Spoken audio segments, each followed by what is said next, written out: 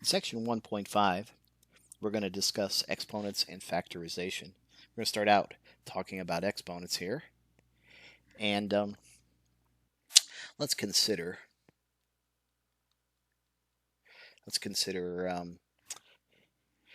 taking this situation, 10 times 10 times 10.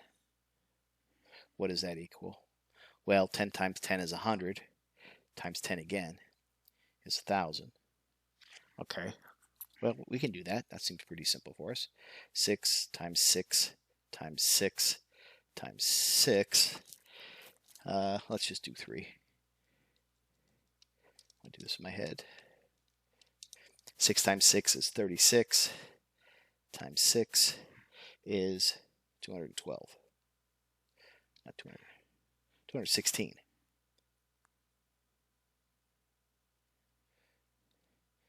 It's hard to...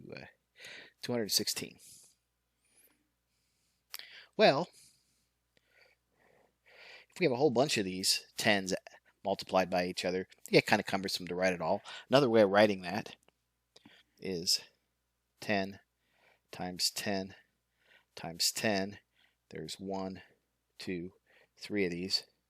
So this is the same thing as writing 10 raised to power of 3.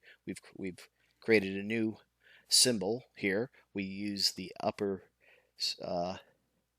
superscript, and the number we place there we call an exponent, and that exponent represents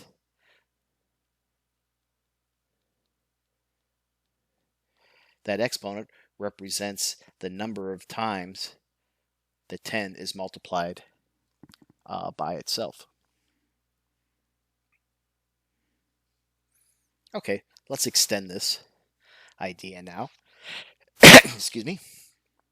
Okay, so suppose I'm looking at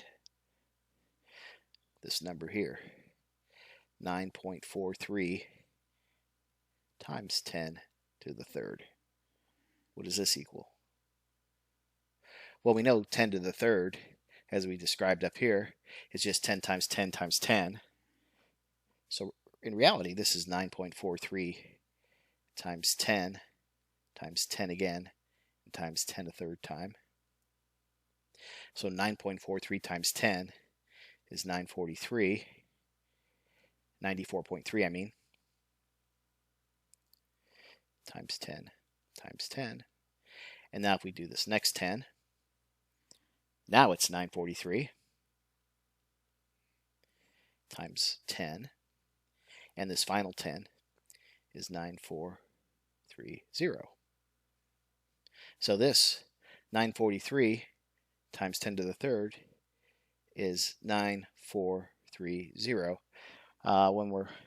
When we use 10 in this fashion, we're comfortable working with 10. We're all comfortable working in a base 10 system. What we recognize is the way our numbers are set up, since we have a base 10 system, is that each of these places is 10 times larger. Each of these places is 10 times larger than the previous place. And what I mean by that is this is like our ones. This represents our 10 spot, 10 times larger. This represents our 100. So this is like 10 to the 1, and this is like 10 squared.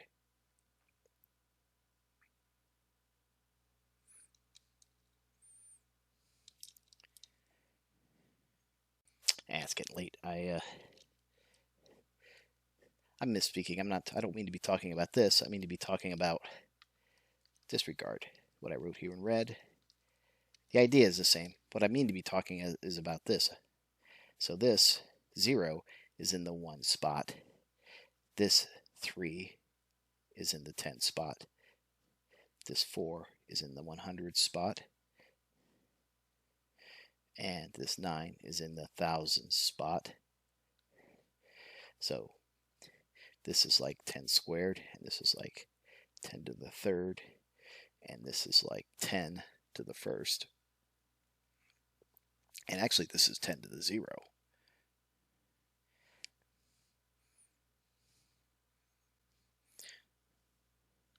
So again, we're saying 943 is the same as taking 9.43 times 10 to the third. Well, whenever we write a number times 10 raised to some power, we call this scientific notation. Your calculator probably defaults to this for really big numbers. Sometimes you'll see, instead of 10, you'll see an E.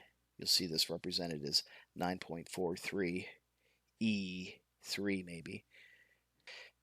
That E was a shortcut used in computer languages came about once we started using calculators and computers to represent 9.43 raised to times 10 to the third power. So just extending this idea, say 9.43 times 10 to the ninth power is going to be equal to 9. Notice what we can do is just shift the decimal point to the right 9 times. 1, 1, 2, 3, 4, 5, 6, 7, 8, 9. So we've got 9, 4, 3. We need to stick in zeros here.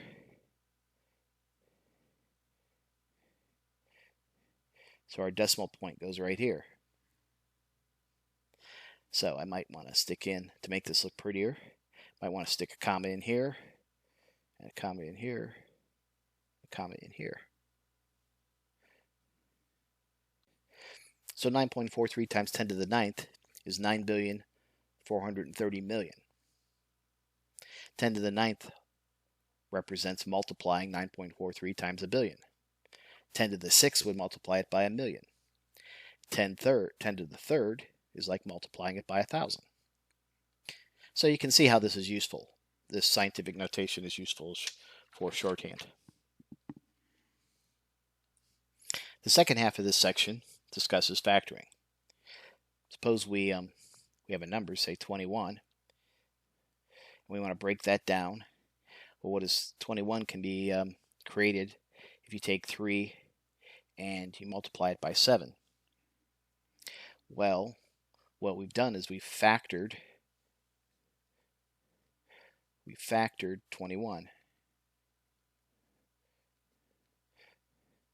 This is a factor, and this is a factor. 3 and 7 are factors of 21. Some factors are special.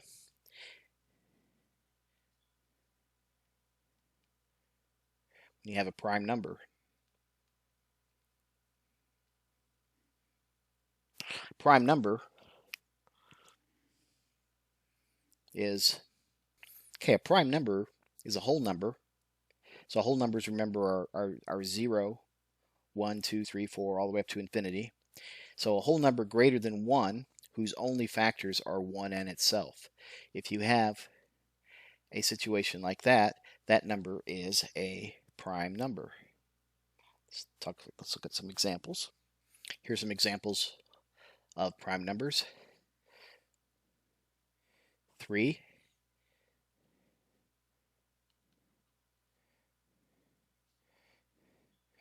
The only way we can factor 3 is 3 times 1, or 1 times 3.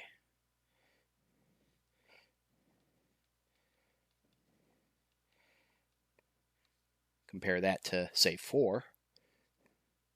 4, we can factor 4 times 1, just like 3, but we could also factor 2 times 2. So 4 is not a prime number. 5 is a prime number. 19 is a prime number. I jumped up to 19. There are some other prime numbers between 5 and 19. 61 is a prime number, so on and so forth. Whereas 8, for example, is not. It's 4 times 2. or 2 times 2 times 2, or 8 times 1. There's a lot of ways to factor 8. It can be useful for us to factor a number in such a way that all the factors represented are prime numbers. For example, let's say we have 36, and we want to do a prime factorization of 36. Well, we know that 2 times 18 are two factors of 36. 2 here is a prime number. I'll circle it. But 18 is not, because 18 can further be factored into 2 times 9. And again, the 2 here is a prime number, but the 9 is not. 9 can be factored into 3 times 3. Now, both of those are prime numbers. So a prime factorization of 36 is 2 times 2 times 3 times 3 equals 2 squared times 3 squared.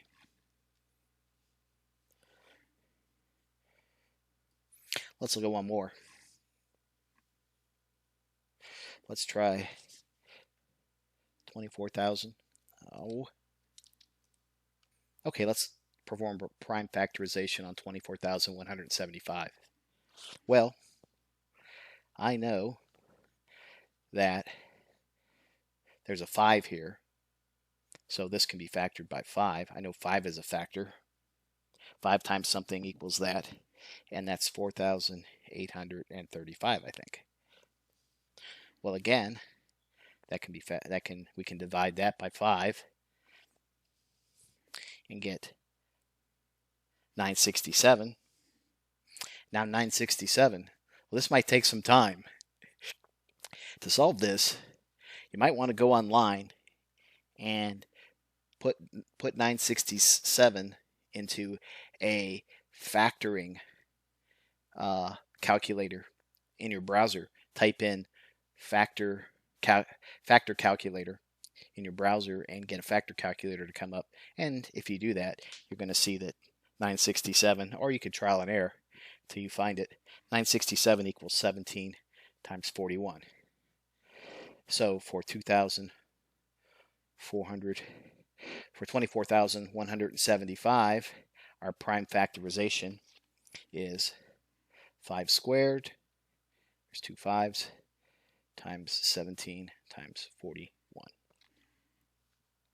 And I'm going to finish this one up here.